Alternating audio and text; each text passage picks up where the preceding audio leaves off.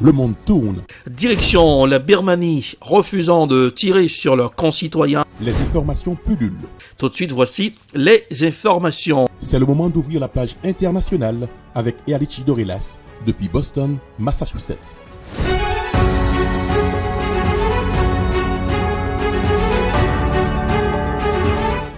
Mesdames, Messieurs, bonsoir, ravi de vous retrouver. Bienvenue dans la page internationale au grand journal du 14h, troisième numéro de la semaine, depuis la newsroom dans la capitale des grandes universités du monde, Boston, Massachusetts, Erlich Dorelas, pour présenter la page internationale. À Jacques Mel pour le grand journal, c'est la Dream Team, Chouanel François, Rubens assure les manœuvres techniques.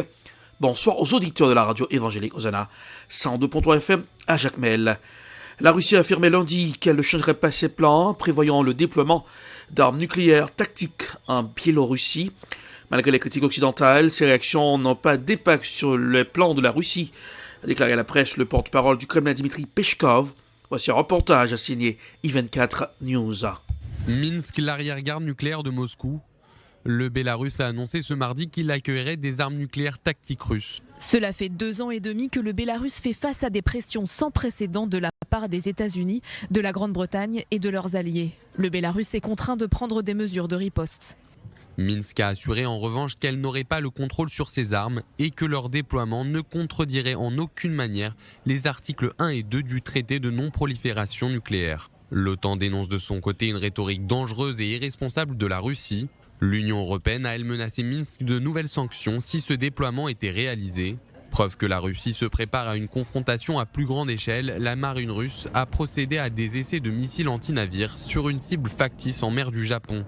Le ministre japonais des Affaires étrangères n'a pas tardé à réagir. Il a dénoncé la multiplication des activités de l'armée russe dans l'Extrême-Orient, y compris dans les zones près du Japon. En parallèle, les alliés de l'Ukraine mettent en place une ligne de défense. Kiev a reçu lundi ses premiers chars lourds britanniques et allemands. Dans le même temps, la capitale ukrainienne a dû faire face à une nouvelle attaque de drones. Au total, la Russie a lancé 15 drones de combat, a indiqué mardi matin l'armée de l'air ukrainienne, assurant en avoir abattu 14. 12 d'entre eux étaient de fabrication iranienne.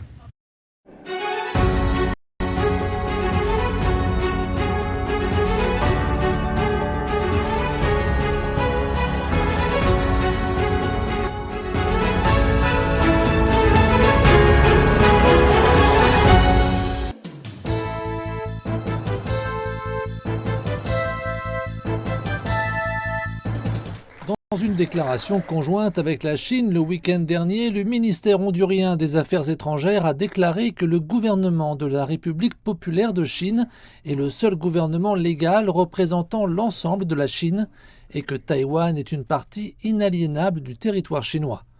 Dans la capitale, Tegucigalpa, les habitants espèrent que le nouveau paysage diplomatique apportera des avantages économiques. Je pense qu'à long terme, ce sera un point positif. Cela peut apporter les investissements dont ce pays a besoin. Les relations diplomatiques officielles avec Beijing étaient une promesse faite par la présidente Xiomara Castro lors de sa campagne électorale de 2021. Le Honduras entretenait des liens avec Taïwan, une relation qui a pris fin samedi lorsque le ministère des Affaires étrangères de ce pays a publié une déclaration établissant des relations diplomatiques formelles avec Beijing. Efren Diaz, un ancien ambassadeur du Honduras auprès des Nations Unies, salue la décision. C'était une décision nécessaire. Les réalités du monde d'aujourd'hui signifient que cela devait changer. Je pense que c'est la bonne décision. En Amérique centrale, seuls le Belize et le Guatemala restent désormais alliés à Taipei. Ricardo Salgado, qui est le ministre hondurien de la planification stratégique, affirme que cette nouvelle ère de relations transpacifiques reflète les aspirations de son gouvernement. Notre établissement de relations avec la Chine vise une coopération intensive en matière de culture, de commerce, de technologie et d'éducation. Nous avons beaucoup à apprendre du développement de la Chine et nous pensons que ce modèle est essentiel pour l'éradication de la pauvreté. Les États-Unis sont un pays qui jette un regard méfiant sur ce changement. Malgré le maintien de ses propres relations avec Beijing depuis 1979, Washington a réagi avec inquiétude lorsque d'autres nations ont fait de même. Mais Efren Diaz dit que le Honduras devrait prendre des décisions exemptes d'une influence extérieure. Le Honduras est une nation souveraine et il peut entretenir des relations avec n'importe quel pays qu'il juge opportun. Nous ne basons pas notre politique étrangère sur ce que penseront les États-Unis. Nous irons au Nigeria. Le président Buhari va augmenter le nombre des fonctionnaires. Voici un reportage à signer Africa News. Au Nigeria, le gouvernement du président sortant Muhammadu Buhari a recommandé à la nouvelle administration du président élu Bola Tinubu d'accorder des augmentations de salaire aux fonctionnaires après avoir supprimé la subvention sur les carburants en juin. Muhammadu Buhari, qui quittera ses fonctions en mai, avait prévu de supprimer cette subvention populaire mais coûteuse pour les finances publiques en 2022 avant d'abandonner le projet par crainte de manifestations à l'approche des élections de 2023. De nombreux Nigérians considèrent le carburant bon marché subventionné comme l'un des avantages qu'ils reçoivent du gouvernement, qui ne parvient pas à leur fournir d'autres services de base comme l'électricité et la sécurité. Concernant l'augmentation des salaires des fonctionnaires, le ministre du Travail, Chris Ngige, a déclaré mardi qu'une hausse de 5 et 10% pour les travailleurs avait été recommandée.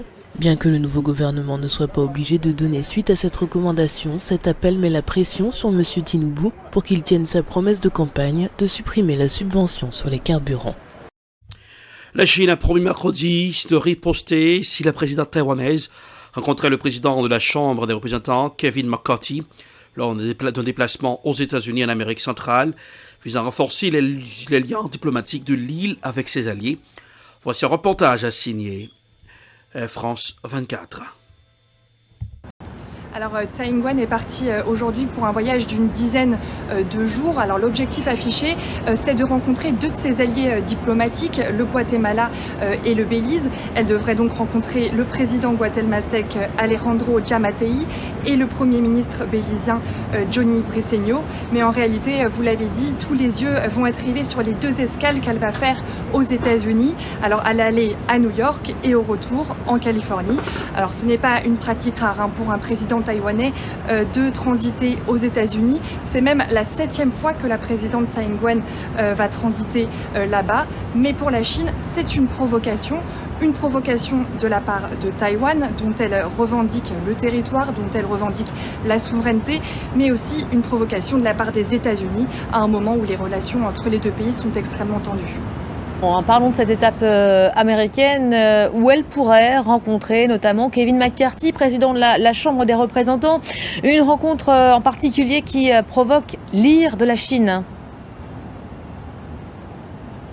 Oui, car en fait, la Chine n'accepte pas qu'un pays puisse avoir des liens officiels avec Taipei et Pékin en même temps. Rappelez-vous, en août dernier, lorsque la présidente de la Chambre des représentants des États-Unis, Nancy Pelosi, s'était rendue à Taïwan, eh bien la Chine avait répliqué militairement. Elle avait envoyé pour la première fois des missiles au-dessus de l'île. Alors Kevin McCarthy lui aussi souhaitait se rendre à Taïwan. On l'attendait même ici au printemps, mais la présidente taïwanaise Tsai Ing-wen l'avait appelé il y a quelques temps de cela et lui avait demandé d'annuler cette venue, a priori à cause de ces potentielles représailles de la Chine. C'est donc en Californie que cette rencontre devrait avoir lieu la semaine prochaine. Rien de confirmé pour le moment. En tout cas, la Chine, elle, a promis aujourd'hui de riposter si cette rencontre avait lieu. Coopération bilatérale entre la Russie et l'Iran. Le ministre russe des Affaires étrangères, Sergei Lavrov, a donné une conférence de presse conjointe ce matin avec son homologue iranien, Hossein Amir Abdollahian, à la suite de leurs négociations. Les deux ministres aborderont la coopération bilatérale dans plusieurs domaines. Écoutons Sergei Lavrov au micro des journalistes. On a eu des négociations fructueuses, de longues négociations qui se sont déroulées amicalement. Nous avons une dynamique positive dans nos relations bilatérales.